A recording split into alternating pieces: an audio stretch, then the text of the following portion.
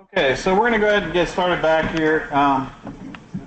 Right before break, we were just getting ready to talk about some really exciting things about the type of wood that you have on the roof.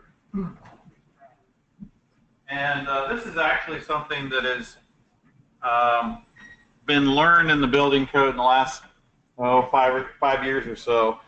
It's directly related to stuff that we do in solar, but it's actually got issues or concerns that are much greater than solar, and that is that sheathing that's been nailed off to green wood has been found to be insufficient to hold the sheathing on the roof in big storms. And so the deficiency they found is that in areas where there's been a fair amount of shrinkage of the wood over time, that standard 60 smooth shank nails don't have the holding power that they thought they had, and are being essentially what we're looking at in the future is essentially in the building code outlawing wet wood in rafters. Now your manufactured wood trusses are all going to be dry wood, kiln dry wood. That's the starting point. It's a requirement of those types of systems. So those types of systems we're not going to have any trouble with, and there's a huge percentage of the residential suburban market that are manufactured wood trusses, so that's all good. And initially dry wood rafters, as surface dry, are pretty common as well. And so the upshot of all that is that if you've got manufactured wood trusses or surface dry wood rafters, you got nothing to worry about. And if you have wet wood rafters, then you got to look at it and just leave it at that for now. And certainly the structural guys can look at all these details as they would like, but there's definitely issues there that the building code has to deal with, and we have a lot of nice information to back that up. And a lot of it relates to how a sheathing attached system could pry a piece of plywood off of the roof.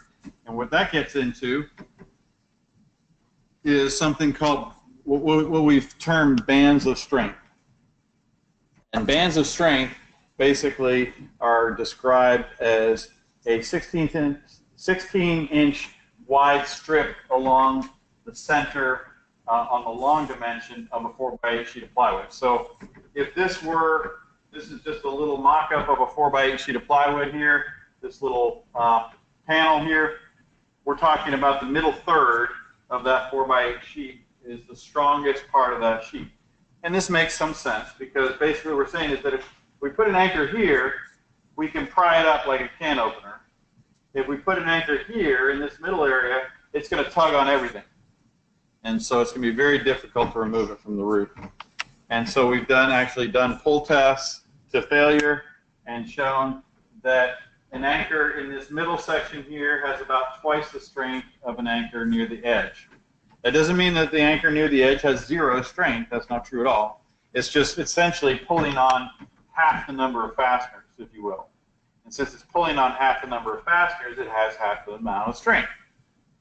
And so, so that's what this is talking about here. And so, go ahead. Extraordinary parts of verify in the field. Is it harder to find grafters for memory? Maybe, or maybe not. So now if we go back and look at this, oh, not this one. Yeah, let's look at this. All right, let's take a look at that. So these are 4x8 sheets of plywood. And the way we build a roof is we always start with full sheets at the eave and work our way up. So in general, with very few exceptions, we can basically measure up from the eave of the roof and know whether we're in a band of strength. So in this particular example, we can see that this bottom row is smack dab in the middle of the band of strength. This next row is in the band of strength. This next row is clearly not in the band of strength. And so basically you could do that all from measurements from the eave all the way up, and the one sheet that's not going to be full is going to be the top one. That's generally how construction goes. You know, we could verify that if we have attic access. You can see the seams running across, but that's a lot easier, in my opinion, to verify than trying to find rafters from the top. So now, the best of all worlds is to actually do an installation where we don't have to worry about bands of strength, and so that's what we're going to talk about right here. So if our anchors are not in bands of strength and we're more than 3 feet from the edge of the roof, that means we're in wind zone 1 on the roof. Okay. Now, again, if we kind of consider one of these panels a roof, think of it this way. The edge panels are wind zone 2 and 3, so the corners are wind zone 3, the edges are wind zone 2, and the center here is wind zone 1. So wind zone 1, as I pointed out, is the least amount of wind pressure on the roof, and so if the system is constrained to wind zone 1, then we could actually not worry about bands of strength if it's in exposure B only, and our design wind speed doesn't exceed 120 miles per hour. So that would include most of the, certainly other counties that are west of Chesapeake Bay. Your wind speeds are going to be 120 miles per hour or less. Does anybody know what your design wind speeds are around here? 110? I think that might be right. And some of them could be as low as 90. So that would work as long as it's in wind exposure B. Again, suburban environments, things like that. And then a fancy term called tributary area. That means that each anchor, you could attribute the area that it's holding down on the roof to 9 square feet or less. Well, a typical 60-cell module that we use for residential construction is about 18 square feet, so it's about half a module. So if you have 2 anchors per module, which is actually kind of low for a lot of these systems, you're going to be good. If you stay within more than 3 feet from the edge of the roof, 3 feet or more from the edge of the roof, you're in wind zone 1. And if you're in exposure B, 120 miles per hour, again, that's going to be the vast majority of your suburban systems in this region. And so then at that point, just put them in, and go for it. Now, some of them are going to actually happen in bands of strength without you even knowing about it, but you're not worried about it. If you really need the strength, then you got to start constraining things in a different way. So if your wind speeds go higher, wind exposure B in 140, now you're going to have to make sure that your anchors, all your anchors, are in bands of strength. In this case, staying more than 3 feet away from the edge of the roof. If you use less anchors and your tributary area is larger, up to 14 square feet, then again, you're going to have to be in those bands of strength. You're in exposure C, so more exposed out in the field somewhere. With our lower design wind speeds, again, like a farmhouse or something like that, then we're going to have to pay attention to bands of strength with these sheathing attachments.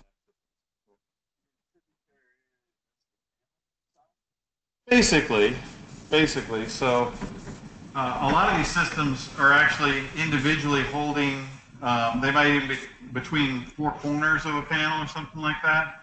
And so let's say, let's go back to this example here. So if we look at the tributary area of this anchor right here, this anchor is holding essentially half of this module, and it's sharing some weight with this guy right here. Okay?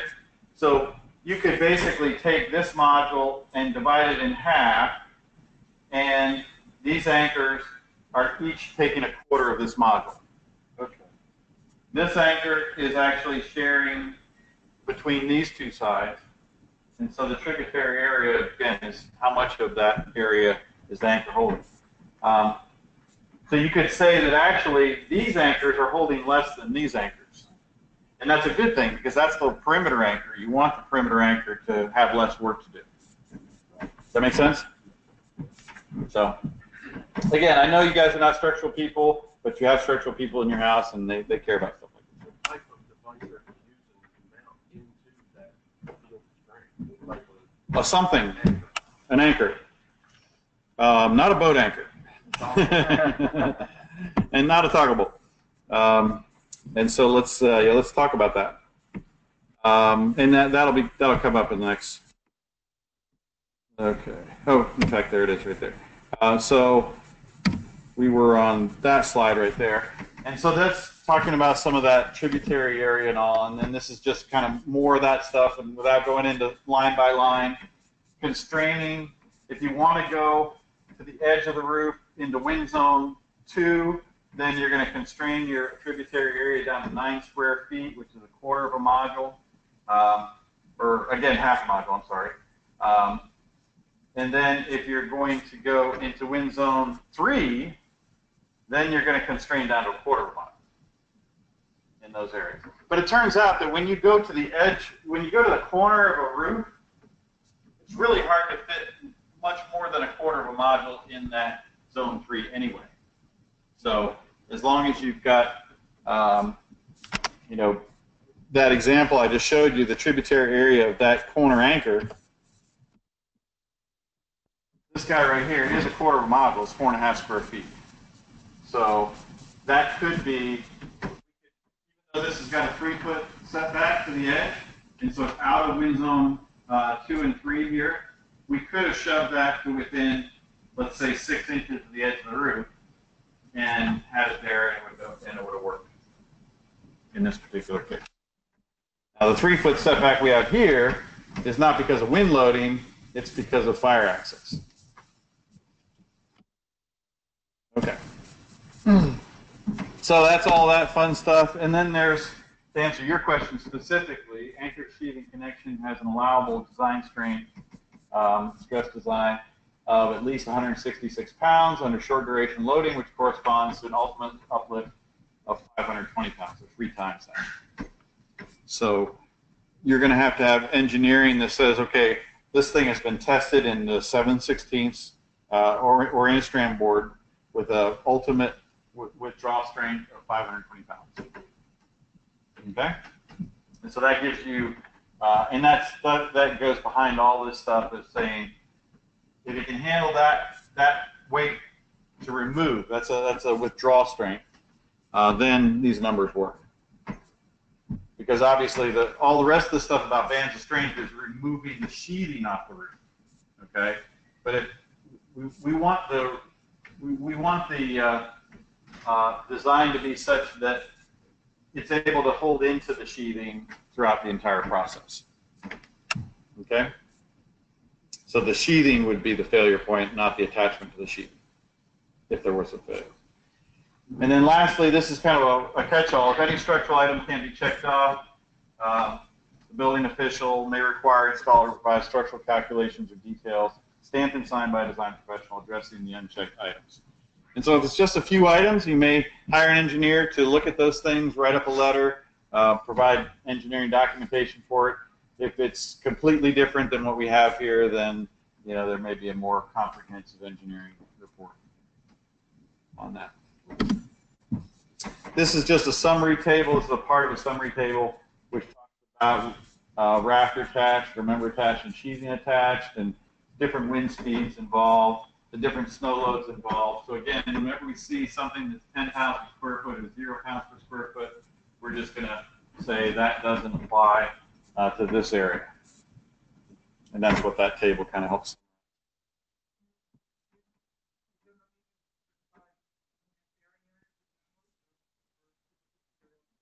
That's all part of it. So by specifying the mounting spacing, that's all built into it. No, I mean the bearing area of the mount. Of the mount bracket. Maybe it doesn't matter, maybe it's really hard to push through. That's sort of the bottom line. Yeah. Yeah. I mean, if you're able to withstand the uplift, I don't think downforce is you're not gonna punch through it. Yeah, in fact, OSB has a certain amount of pounds per square inch that's really high on the downward direction. You're much more worried about the fact that you got a little fastener going through that thing, and you need a bunch of them.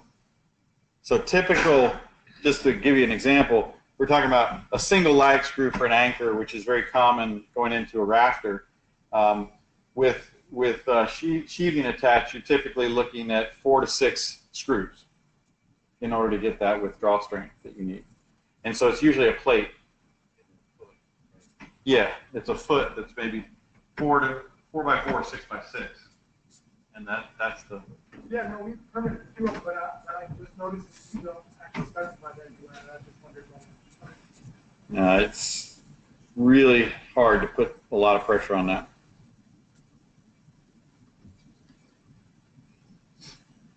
Okay, so that's enough of the structural stuff.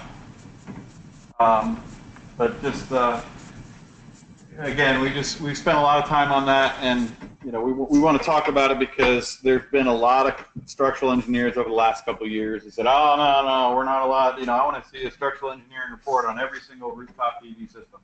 It's like, nah, that's not going to work. That's we're not having structural failures of these systems. We need to have the engineering behind it. You follow these rules, you're well within the building code requirements. Okay, so let's talk about the electrical side. As I said, that's become a lot more simple over the last several years because of the products that are available on the market. The modules, converters, inverters, we typically have these are products that are listed, available products off of many different suppliers. You are going to run into situations where somebody buys products off the internet and it doesn't have listing labels on it and things like that. And that's just a no-go from the very beginning. We have ample products that are on the market today that are fully listed, and quite frankly, they don't cost any more than junk that you would buy off the internet. Quite frankly, they really don't. So just because somebody got what they thought was a good deal, they probably got a crappy deal on them. And if they don't have listing labels, they will not be allowed. And so that's a code requirement, and it should be a local requirement as well.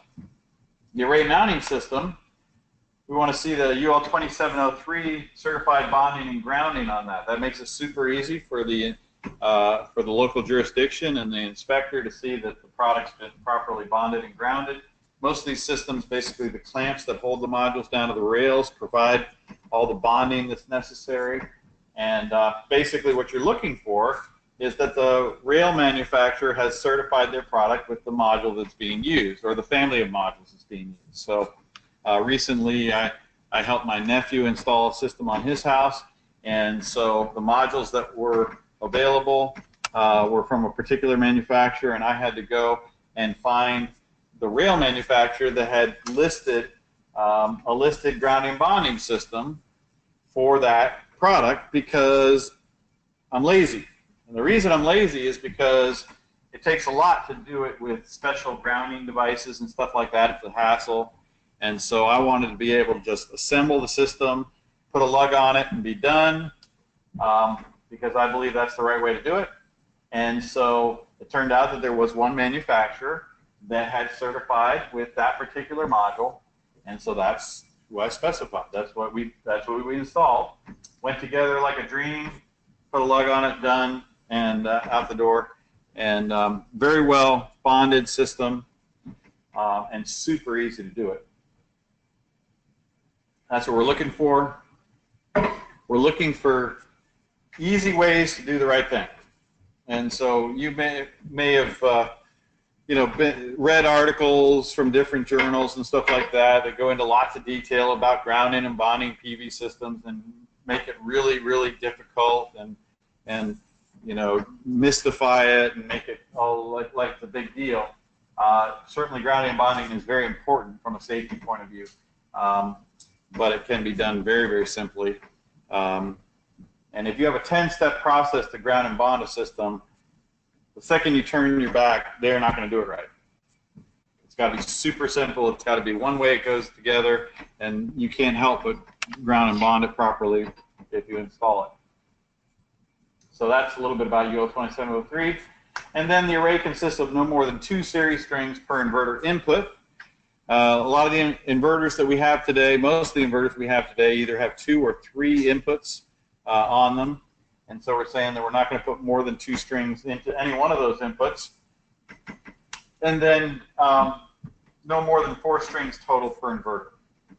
When we're talking about strings going into an inverter, that 4 strings would be a lot of power typically into a typical inverter. That might be 12 to 15 kilowatts. So there are typically when we go over about 7 or 8 kilowatts, we're probably looking at multiple inverters. The most common inverter on the market today is a 7.5 kilowatt inverter. It all falls out of the code, which that's the 7.5 kilowatt inverter is the largest inverter you can put on a 40 amp circuit breaker. So all those things play into that, and that's where essentially we get our numbers in the field. When you get into wire sizing, we're not going to require any calculations on wire sizing. Basically, starting out with, if we're talking about short circuit conductors, these are wires that are connected, or cables that are connected to the modules themselves, plugging into the modules. 10 gauge PV wire, and done. If we're talking about conductors in raceway, 10 gauge, THWN-2, SHHW-2, or RHW-2, and done. If we had any field installed combiner boxes where we're combining multiple circuits together, up to 4 circuits together, we're just going to specify that the output wiring is always 6 gauge. And so this just gets away from, again, this is for making it simple, because as soon as you start introducing calculations on wire sizes and temperature correction factors and adjustment factors for ampacity and all that kind of stuff, it gets complicated. People make mistakes, and that doesn't help anybody, and it slows the whole process down. We're just saying 10 gauge conductors. Most of the time, our conductors are going to go right into the inverter. We're not going to do any combining, so we just use 10 gauge conductors. We might transition from PV wire to conduit wire. Our PV wire is also rated RHW-2, so a lot of systems you'll see where they just stay with the PV wire all the way to the inverter. And so it could go into raceway in the building because it is building wire as well. And on higher voltage systems, not residential systems, we go up to 1,000 volts. The only 1,000 volt wire we can easily obtain on the market today is PV wire. So all our commercial systems are going to be 100% PV wire from the modules to the inverter. All right. That's a different issue because this is the DC side of the system. Yeah, we're talking about DC side, not the AC side. Okay. Last item on here, on number 4, is the PV circuits on buildings meet requirements of controlled conductors in 690.12. 690.12 is rapid shutdown, and you guys, Maryland and Virginia, are now on the 2014 code. Most jurisdictions, I think there's some local jurisdictions that may be on older versions, but I think that's, so DC is on older version. They're on 2011, is that right? Or 1958 code? Yeah. If it was good enough for Hoover, it's good enough for me. So anyway, yeah. But new in the 2014 code was this idea of rapid shutdown, and it's to provide a better means to be able to control conductors for firefighter activities to help make things less hazardous. The 2017 code goes into a lot more detail, a lot more requirements as well, and so that's an area that's continuing to evolve. And this really has to do with the fact that a PV system in general, whenever it's exposed to sunlight, produces voltage. That's its job. And so it's very difficult to turn that off. and the only way you can really effectively turn it off is by actually putting electronics at or near the modules, or have some other type of control mechanism. Could be switches or whatever. There's lots of ideas being thrown around right now. The products that are currently available on the market would include things like microinverters and DC converters, but there are many other ideas that are being talked about that would provide the ability to turn modules off or turn parts of the system off and in an emergency situation. So, you know, firefighters are used to the ability that they can go up to a service entrance on a building and turn it off. If they really had to, they could ask the utility company to turn their power off at the transformer. Those are things that can happen. And so when they're exposed to something like this where they can't turn it off, that kind of throws them through a loop a little bit. And so, so we've been working with the fire service over the last couple code cycles, trying to figure out how best to address those needs. Very contentious issues, very difficult to deal with, and it's part of why we have a code, is to try to work those things out, and we're getting there.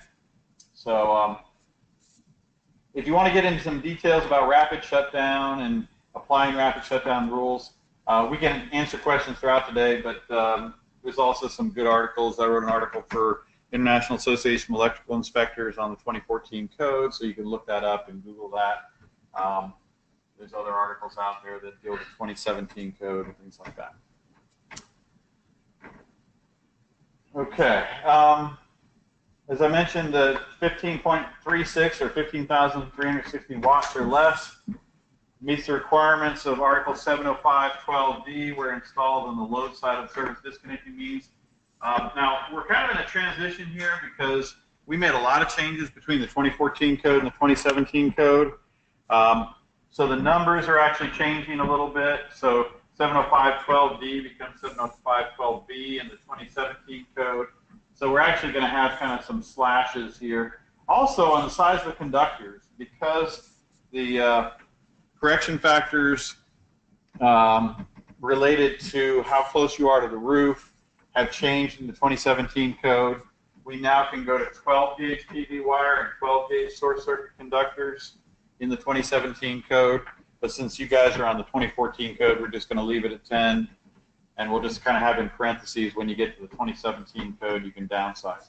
The reason the downsizing is important to us is that we've been oversizing conductors for a long time because we've always wanted to keep our voltage drops low and keep our losses low because PV modules were super expensive, and copper was relatively cheap compared to PV modules. Well, now that PV modules have become so cheap, relative cost of copper and the relative cost of conductors has gone up. And so now we're like, oh, in the past 10 gauge was like no problem. What the heck? Everybody put in 10 gauge. Now we're kind of sharpening our pencil and going, well, the rules have changed and they're looking at the ampacity differently, and 12 gauge is fine. I think I might use 12 gauge. So there is an evolution in that direction. I've been trying to sit on as it does, but you mentioned modules cheap. Cheap. Again, Cheap. Super cheap. that may very well be changing. Yeah. The international, what is it, Trade Commission, ITC, supposed to by the middle of November, and I just finished reading an update on it, supposed to issue a recommendation to the president. Could be looking at 30–40% import tariffs on modules. We certainly looking at a very large project, but we still try to follow very closely what because with the residential and all, which is why I'm here. But cheap is a relative term depending on how that moves forward. Super cheap. Unbelievably cheap. We're paying way below cost right now. So we may see an adjustment to cost, which would be an increase. And it might be at the really outside 30–40%. I don't think it's going to be that high. I've been doing this for 30 years. And the numbers we're paying right now are unsustainable and unnecessarily low. Okay, we have markets that are higher than that. Okay, now clearly, at the prices we're paying today, we open up even more markets, and everybody wants that. Everybody's like, oh, the world's going to come to an end if we have a 20% increase in the cost of PV, which I think is probably maybe where we're going to end up. But you got to remember, we're paying 35 cents a watt right now. You have a 20% increase, that's 7 cents a watt. That's 42 cents. We're going to end up in the 40s. That's my estimate. Now, all the naysayers are going to tell you numbers much higher than that, but they don't understand economics, and they haven't been around for a long time. Okay, the economics just will not support that, and there's ways around all these tariffs. One of the ways is we build modules in the United States. Wow, that's a really novel thought. We used to have lots of construction in the United States. We got rid of it. We sent it all to China. The Chinese put in $30 billion worth of infrastructure that we never did. Okay, and they're reaping the benefit of that. If we put in a few $1 billion of infrastructure, we might be in a little different situation. So all this stuff's going to take time to work out and all that. And in the realm of careers, I'm not worried. So, you know, there's going to be dislocations. But we've had changes in prices all over the map for decades. And in fact, in the last 10 years, we've had massive changes in prices. And so, anyway, I just point that out. I don't share the gloom and doom that a lot of folks in my industry do in this particular issue, just because I've been around too long. I guess I'm cynical, and I'm like, okay, whatever. So let me know, if I may, got a second. Sure. Let me just narrow it in on a specific project. Yeah. Project by project. We're talking 10, 12 megawatts, which is sort of what we're not talking about here. Sure. Although maybe the concept applied, multiplied by a whole lot. Sure. And we're also talking about hitting a sweet spot as a governmental entity to maximize the return for our customers on the investment. Sure. So we're trying to squeeze in this unknown certainty about the tariff. Absolutely. And bring in a project why the investment tax credit is still alive and well, which represents 30% of tax investment for any partner that's a taxpaying entity. Yep. So therein lies. It's a challenge. And every specific project has those challenges. That's why they still need us, right?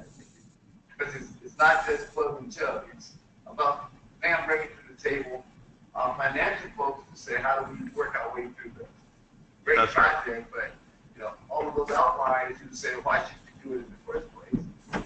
It just creates a little, makes the challenge harder. That's correct. There's no question it makes the challenge harder. I'm just saying it's not gloom and doom. Oh, no, for the long term, I agree with you wholeheartedly. And so, on an individual project basis, it can be very painful. Yeah. And so, and that's true. But this isn't new. I mean, That's right. we've done the same thing with lumber costs out of Canada. We've done the Exactly. same thing with copper costs. Exactly right. So this is part of the construction industry, and we're just experiencing some of that pain. And quite frankly, these fluctuations we're talking about, 20, 30%, whatever it is, are so minuscule compared to what they were 5 or 10 years ago. You know, people were going out of business left and right 5 or 10 years ago because these swings were much larger than we have today. We're also paying like 5 or 6 cents a watt for inverters now, which is completely unheard of. We were paying 20 to 50 cents, even $1 a watt for inverters not that long ago. So anyway, you have to put all these things in perspective. You have to kind of, you know, because I've been doing this for so long, I'm not worried about my career. I'm pretty safe there. But I know these things are painful in the short run, and I work with people that deal with this stuff every day and are worried about these trade issues and stuff like that. But the fact is, it was going to hit the fan anyway. It was completely unsustainable what we were doing. We're basically, the Chinese government is subsidizing our PV modules. I'm happy for that. But how long can you do that? And is that really real? And is that really right? And do we want to base an entire industry on a subsidy of a foreign country? That seems like a bad idea to me. So we'll get there. And but in the short term, we're going to see dislocations, and markets are going to kind of come and go regionally, and large projects are going to get hit the worst. If you don't already have your module price already locked in and assured, you're going to have problems. There you go. You're going to have problems. So, but yeah, it's like the wood price. All of a sudden, you know, the spotted owl issue comes along and the price of wood triples overnight. You know, how did that happen? So, you know, those are things that occur in the construction industry, and the financial community doesn't like that, right? The financial community wants, they put $1 down, they get $1.25 back. That's the way they like to operate, and they don't give a crap about solar. Quite frankly, you look at the financing industries, money flows because money flows back to them. That's the only reason. They don't, there's altruism is like zero in the banking industry. I'm sorry, these folks are cutthroat folks, but the cool thing is they've been putting tons of money into the solar industry. So I'm not going to say anything bad about the banking industry. They've been reaping lots of great benefits out of the PV industry, and that's wonderful, and that's why the money's flowing, and the uncertainty causes the tap to kind of dry up a little bit, for sure. That's called economics. Okay, so load side connections, supply side connections. It's really fun. That's why I enjoy what I do, because it's always new. It's always exciting. There's always a new challenge. I guess, anyway. Utility interconnection. Let's just go there for one moment. Was a so much bigger issue than the fluctuating price of solar. We're now futzing over the price of solar when we couldn't even make a connection to the grid 20 years ago. Period. Not allowed. Okay? So keep it in perspective. We've made huge inroads. We've got 1 million systems in play right now. We're going to have 5 million in another 10 years.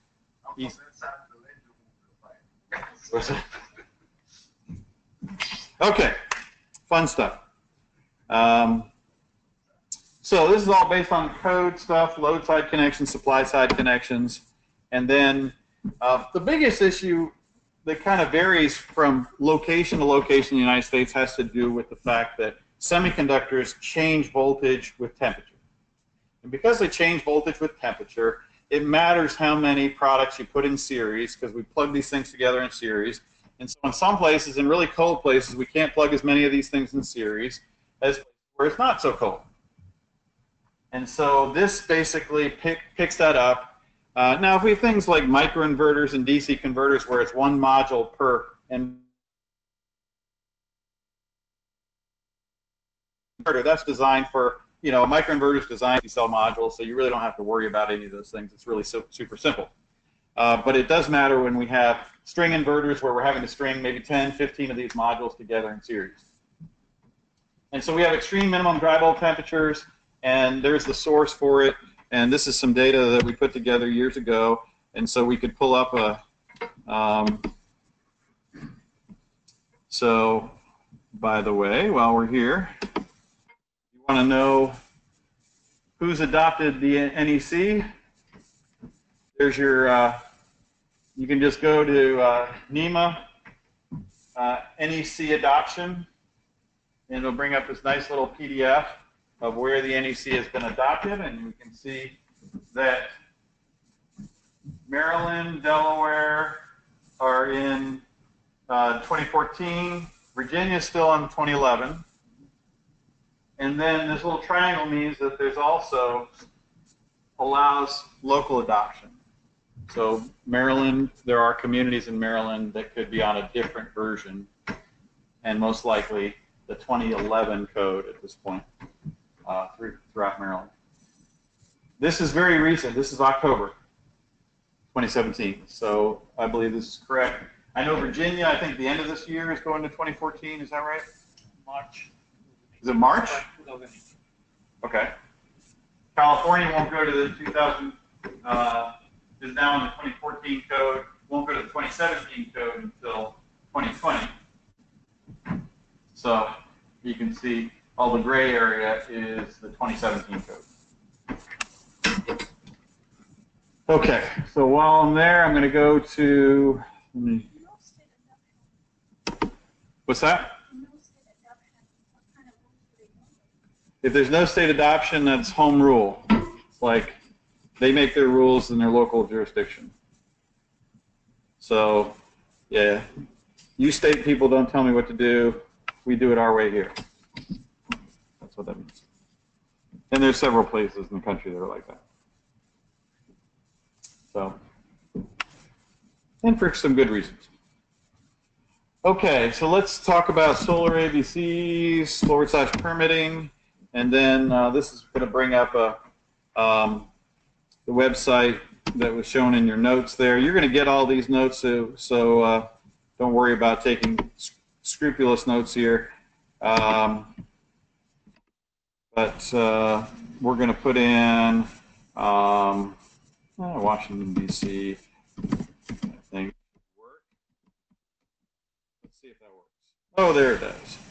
And so we're going to click on Reagan Airport. That's pretty close. And so here's the design temperatures for the Washington, D.C. area. Extreme minimum -12. Okay, what does that mean? We have to understand what the mean minimum is. Mean extreme minimum dry bulb temperature is the average of all the minimums on record. Okay, so it's not the lowest low, it's not the all-time low, it's an average of all the lows. Okay, but statistically what it means is that on average you're going to hit -12 once a year. And occasionally, you're going to 50% of the time, you're going to go a little bit below that, and 50% of the time, you'll never reach -12. And then in the ASHRAE data, they'll give you a standard deviation, and those standard deviations tend to be fairly small. But you know, the all-time low in DC is probably closer to -20, something like that. Okay. Now the important thing is in the code. The electrical code only deals with temperature, it doesn't deal with irradiance. And voltage is a combination of temperature and irradiance.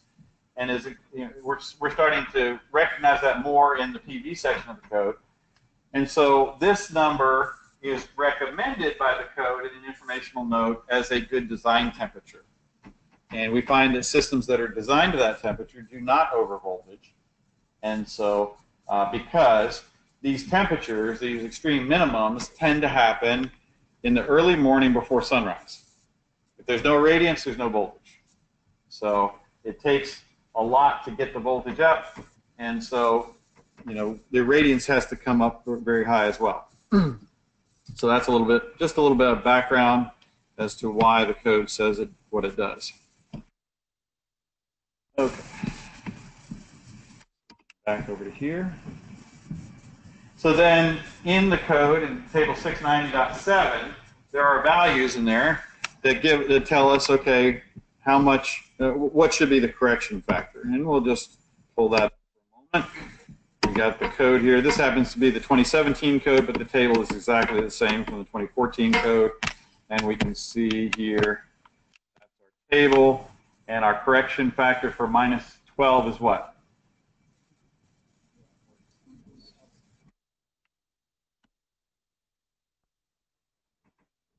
So for -11 to -15, looks like the correction factor is 1.16. Okay, and so that's in this simplified process. We're just going to throw a factor of 1.16 at it. We could do calculations and do correction factors and really cool things that this table is based on. But people make mistakes in those calculations. So the simplified process is super simple, one and done, and that's what we want to do for a simplified process. A lot of folks will say, well, I want to see the calculations. I want to see the calculations on the conductors. I want to see the calculations on voltage correction factors down to the nth degree. And I'm like, well, why? Well, because that tells me that this person really knows how to do their stuff. Well, I know some great installers that can't calculate their way out of a paper bag. They can do a beautiful install.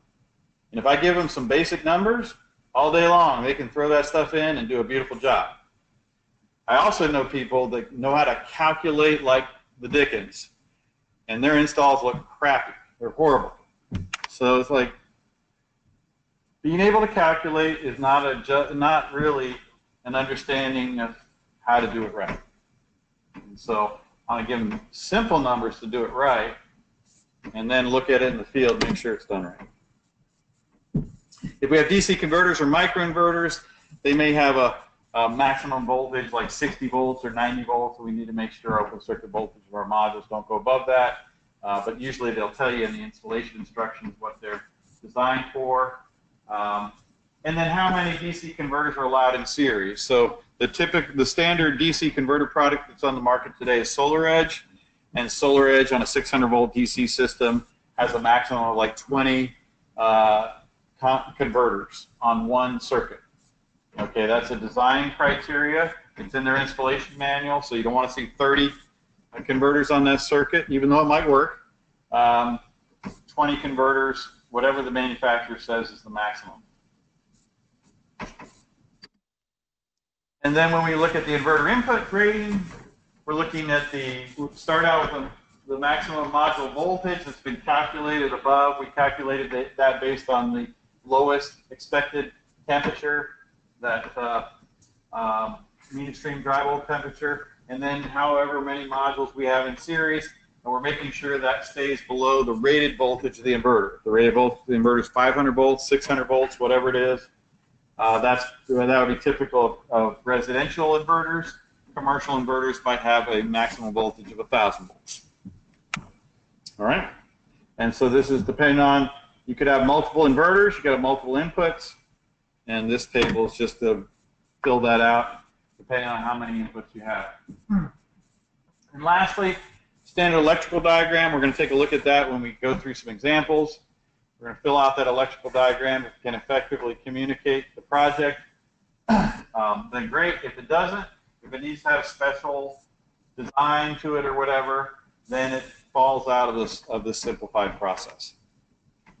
Go into the standard construction process. Does that make sense? Oh, quick general question. I'm familiar with the microinverters and the string inverters, but not the DC inverter. What's that?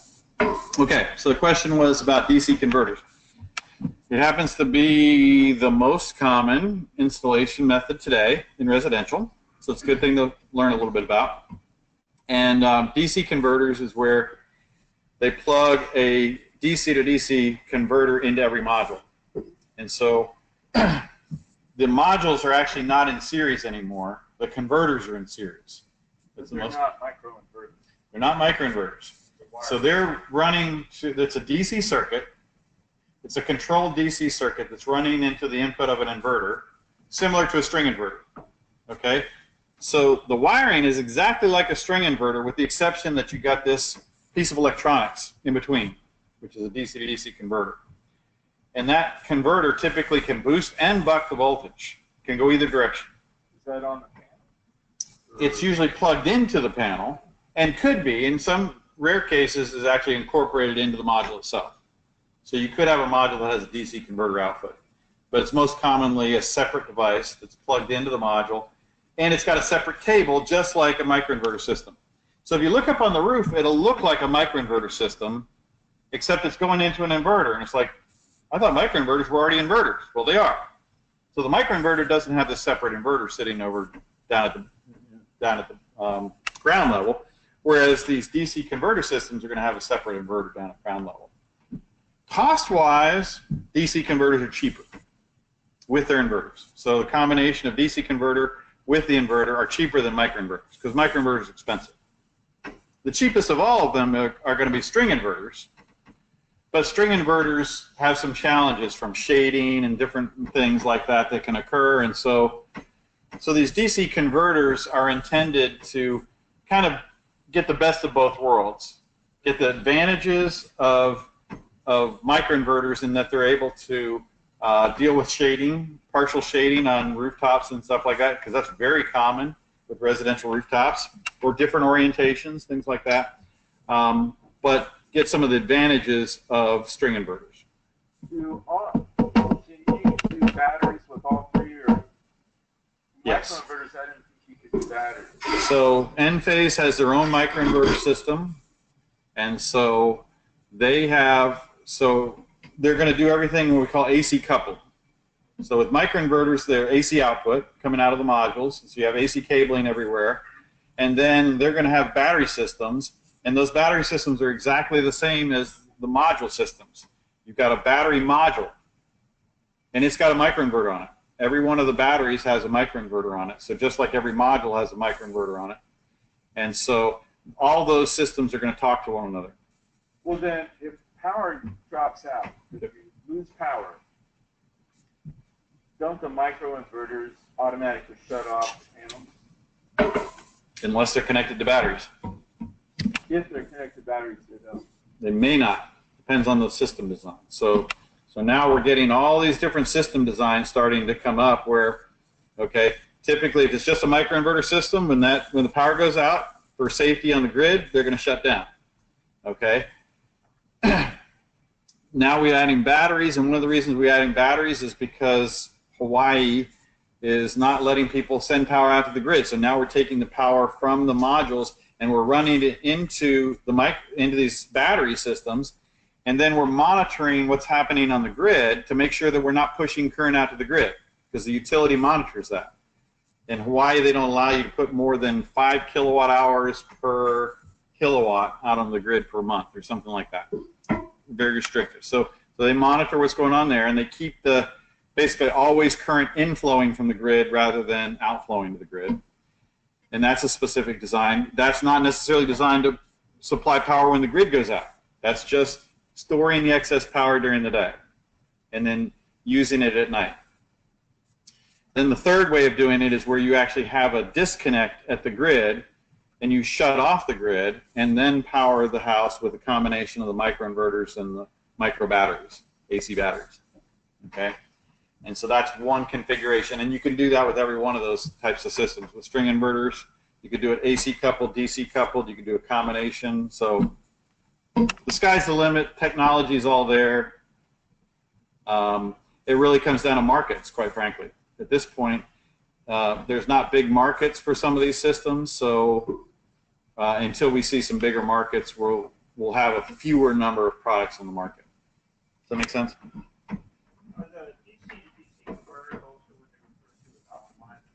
Correct. Correct. Yeah, Optimizer is a specific brand name from SolarEdge, and so we can't use that in public. We can, yeah. So SolarEdge has coined the term optimizer, and they'd love everyone to use that term.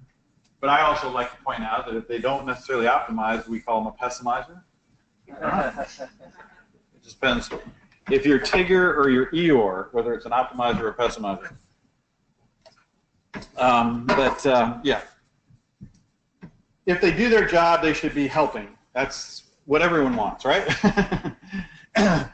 So, but they're there for a very important reason, and so they also provide for a lot of additional control, because now we can turn modules off, we can turn them on, we can do a lot of things that we couldn't do before. We have lots and lots of control on our systems. Photovoltaic effect is a wonderful, really cool thing, but it's a non-optimal thing. And so a DC converter can take a lot of the problems out of the IV curve that cause us issues and convert it. For instance, for just real quick example, and it's going to go over the heads of some of you folks, but typical 600 volt array on a string inverter can have a maximum voltage of 600 volts. On a hot day in the summertime, it's going to operate at 300 volts. That means all your wiring, everything in the system is operating at about half power, if you want to think of it that way. It's really not optimal, but we just live with it because PV's so cool and we couldn't do it any other way anyway. We live with that. However, with a DC optimizer or DC converter, we can take that same circuit that has a maximum of 600 volts, and we can run it at 575 volts. And we can basically put a lot more power through our conductors. We control our conductors much closer to their upper limits. We can get more benefit out of those products. And so that's a big deal. And because the cost of PV has come down, these things have now become more important. And you know, we talked about the prices coming down, how it affects large-scale systems. Well, residential projects and commercial projects. Residential projects have the least, I guess, price sensitivity. Commercial systems, the margins are a little tighter, and then large-scale utility systems have by far the tightest monetary constraints. The margins are extremely thin on those. That's why the people that scream when module prices go up are always the big system people, because a little bit of change has a huge impact on that.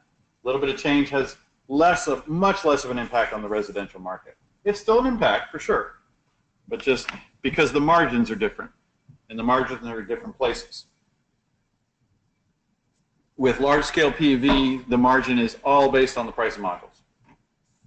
And just a couple pennies each direction can make big changes. Okay, so we'll show you what's in there, and you know what? I'm going to make an executive decision rather than jumping into these examples. I think it'd be better to do after lunch. And so, all right. So we're going to show you a little bit about the plans and show you a couple examples. We'll do some talk about battery systems, and then we'll talk about inspection of systems. So, and I don't perceive us going all the way to 4 o'clock today. I know a lot of you folks are going to be pulling the plug earlier than that anyway, so we want to get through the good materials, and I'm happy to stick around as long as people want to chat, but I want to be cognizant of your valuable time and really cover things that are going to be helpful to you. Okay, so let's dive in here. Let's talk about central or string inverter systems, and that's where we typically have 1, maybe 2 inverters on a house, and we bring the wiring down from the roof to the inverter from the PV modules. We may have combiner boxes. However, nowadays we've pretty much gotten rid of combiner boxes. We've now replaced the combiner boxes with rapid shutdown boxes. So that's actually a fairly common thing we see nowadays. And of course the racking system with grounding and bonding instructions. So here is an example of an electrical diagram with information about the modules, if there are DC converters, and then some type of combiner into. Every utility can be different on this one. So, and it depends on how they enforce the rules. So, for residential, you know, there's been a lot of people wanting to fight that particular disconnecting means, and what we're talking about is this guy right here. Some type of a open blade disconnect. And so with residential systems, is it valuable? It was required in PG&E territory for many years, and then they did away with the requirement as long as it was going through a self-contained. And then they said, you know, as long as the customer may realize that during field operations we may pull their meter and it might take us longer to get their service back, then we're fine with that. Other utilities have not been so enlightened yet, and so we'll see. It's not a huge difference either way. It's really more the fact that it's just one more thing on a house, and it's one more thing on the outside, and it's one more thing, you know. And when we get into rapid shutdown, it turns out we're going to need something on the outside of the house anyway. So the requirements in rapid shutdown in the 2017 code says that for 1 and 2 family dwellings, we must have a switch on the exterior of the house.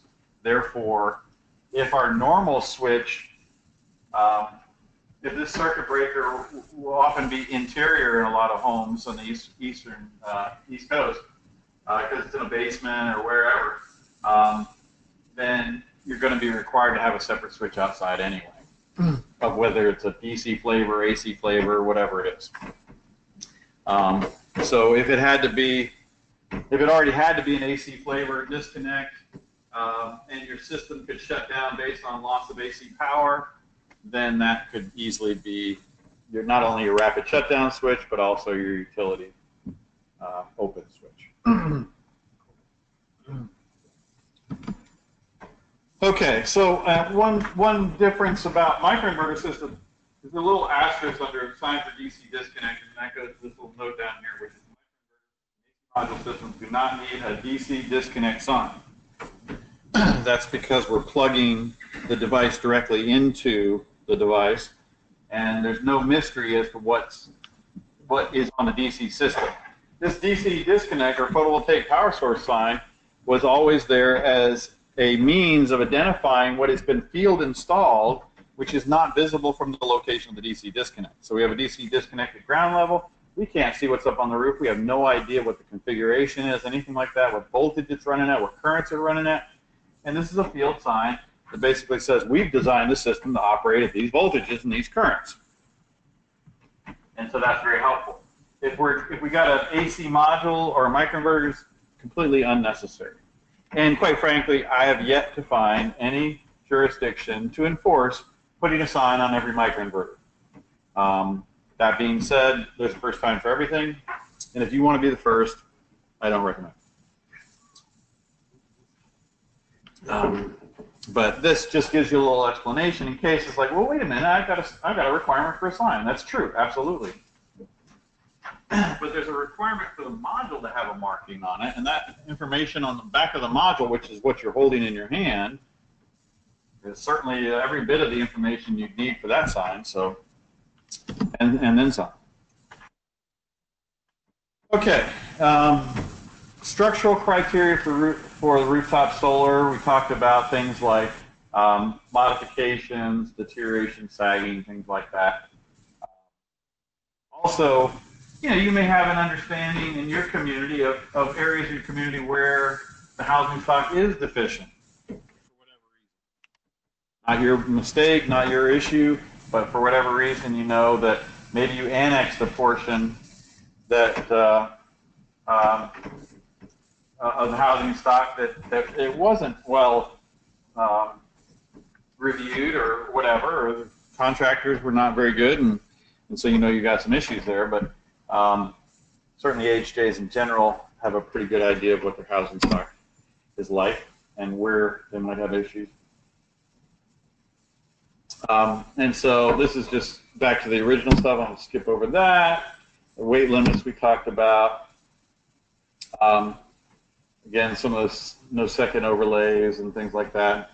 One of the things we've done in the Bay Area, we do have a lot of housing stock in Oakland and Berkeley that goes back into the 30s, 20s and 30s. And so we have a lot of what we call pre-1960 construction. It's larger lumber size and higher grade lumber. And so what we did is actually came up with, here's an example of some older housing stock with rough sawn 2x4s on 32-inch centers. That's definitely not in the residential code. Carpenter trusses. So did the engineering and said, okay, if you got a pre-1960 construction, your spans are going to be quite a bit greater than your spans for post-1960 construction because of the fact that you've got larger wood and better quality wood. And so this is just an example. We don't have this in our commentary, but it's if you had a tremendous amount of housing stock that was older, and I know that many of your communities do. Annapolis would be a great example of probably a lot of older housing stock. Baltimore, places like that where we got some really old housing stock that we might be nice to have some span tables that are more relevant to those older style construction. Here's one of my perspectives on construction. Hurricanes and bad storms, bad snowstorms, are part of the inspection community. You get what I understand? You understand what I'm talking about? Yep. If you're a contractor and you cut corners and you get away with it and the inspector misses it and the hurricane comes along, the hurricane is the equalizer of all things. And basically it goes away. And you have a foundation. You get to start over. It's called a do-over. And then you get to make a decision. Am I going to do the same thing? Or am I going to follow the rules? So, having lived in North Carolina, I saw a lot of that. You see substandard construction, and it's gone. On the other hand, you see older houses that have been there for 10 hurricanes. I'm not worried in the least about that structure. It's still there. We stayed at a house on Pawleys Island, South Carolina, built in 1836. 7 bedrooms, had this wraparound porch right on the beach, been through like 8 Category 5 hurricanes, you know, something ridiculous like that. And was still there. Do I have any concern? It was put together with wood pegs, massive construction. You know, it's like, am I worried about the structure of that building? Not even in the least. You know, unless there was some kind of, you know, rot deterioration or something like that. It's been through recent hurricanes, and I think it's pretty good. So, you know, a lot of folks might get really intense about this, and the structural engineer really want to have all this data, and I'm like, okay, well, I'm really more worried about things like, how big a pilot hole should I drill in this piece of rock that I'm that I'm trying to attach to? Because the building code has rules on how big the pilot hole can be, and I believe those numbers are completely wrong. Because if I use the numbers in the code to drill a pilot hole in a piece of rock that's been there for 100 years, I'm going to split that piece of wood. That's just personal experience. It's like I'm going to drill a bigger hole, and I'm going to get 1,000 pounds of withdrawal strength on it, and we're all going to be good.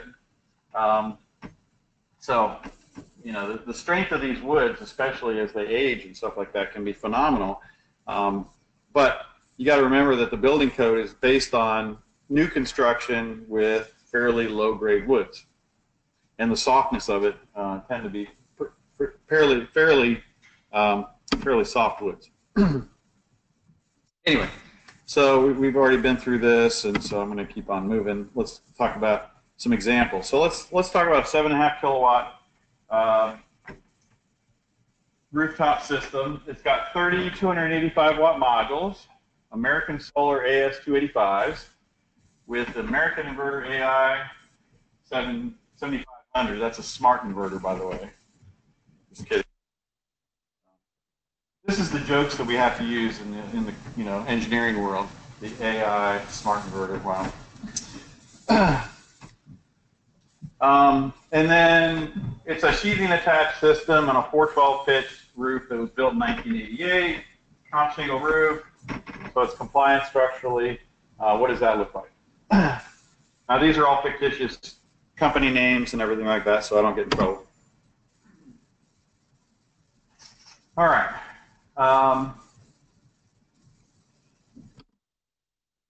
So here we saw something similar to this earlier, and this is a sheathing attached system.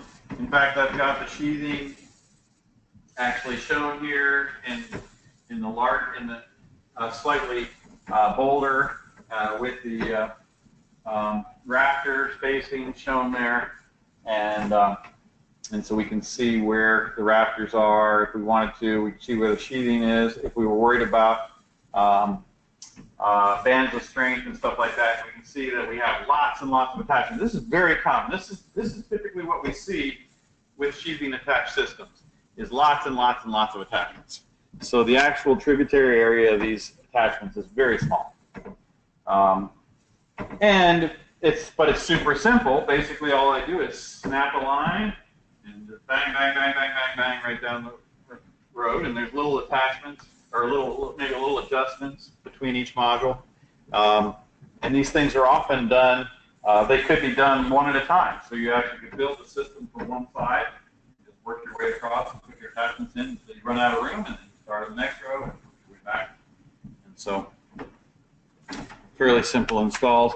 And then the structural notes over here talk about the roof pitch, single overlay, mean roof height less than 30 feet, oriented strand board, 24-inch on center, trusses,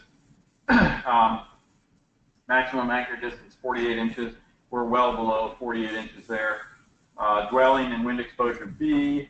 Modules 2 inches above the roof surface. Type 1 certified PV modules. For fire purposes, an Omni rack is 5.0 listed for Class A fire rating with Type 1 modules, all that good stuff. And then we've got all the power being brought over here, and then in the conduit down side of the house to the inverter with a combiner and DC disconnect, and things like that.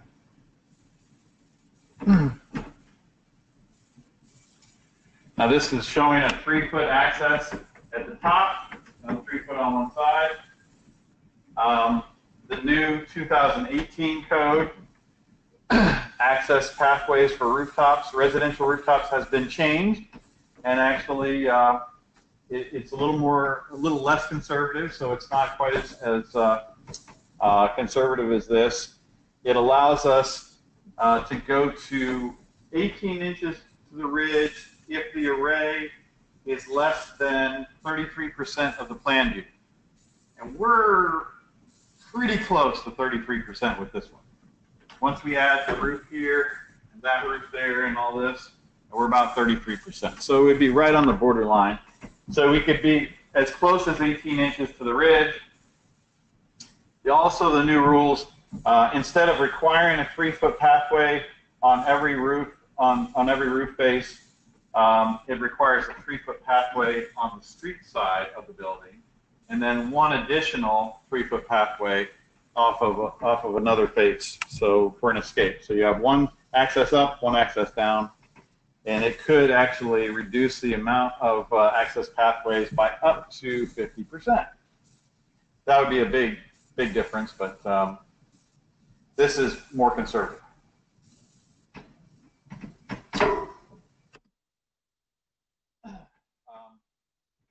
This is a 3-input system, actually.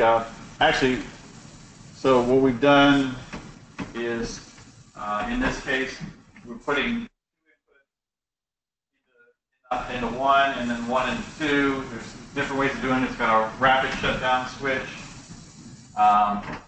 in there, and so that's a fairly common setup. 7.5 kilowatt inverter, 40 kilowatt inverter over current protection device, and then there's the number 10 conductors that we talked about there.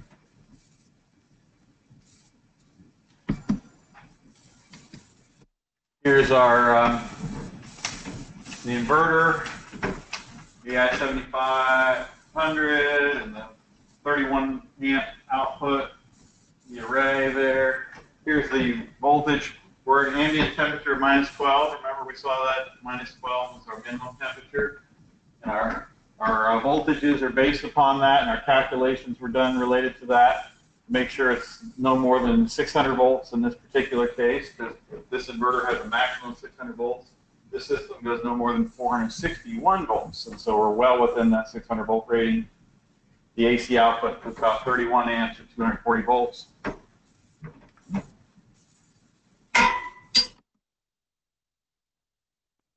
Okay, so that was a string inverter system. Now we'll look at microinverter system. With the microinverter system, it's got the AI250 instead of the 7500. Same number of modules, different mounting system. So this is a member attached mounting system that's designed to go up to 72 inches. Although we're going to see, because the snow load's here, we're going to actually keep it 48 inches, no more than 48 inches. And it was built in 1988, just like the other example. Here is that other roof that we saw. Now this is compliant with the 2012-2015 versions of the fire code and residential code, where it actually talks about it.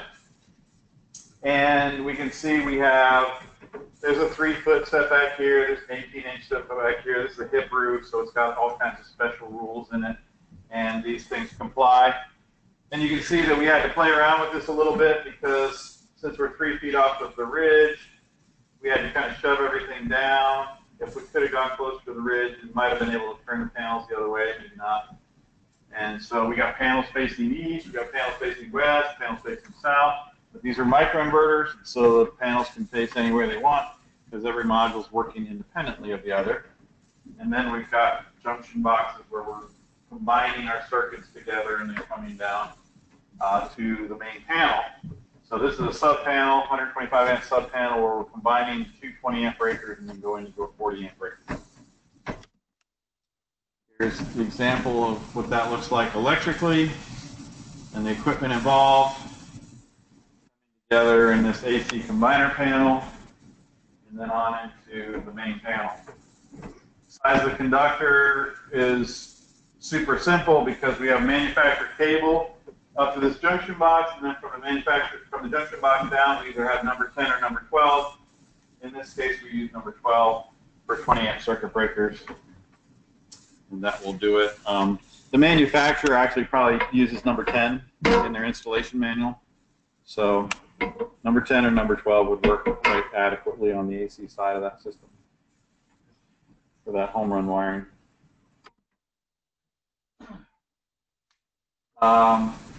Here's the diagram, everything except for the DC disconnect filled out because of that little micro sign. That's wrong, so error there. I updated it on some of my slides. For whatever reason, I didn't update it on that slide. So that's the basic diagrams and stuff related to the electrical side. Any questions about the whole electrical side of the house? So the purpose behind these standard plans is just to gather all the information, get it all in one place. These are pseudo diagrams. I mean, they're really not one-line diagrams. They're really just kind of diagrammatic representations of the equipment, so you can call it out on the paper and attribute different tags to this different equipment. Does that make sense? All right. Fun stuff.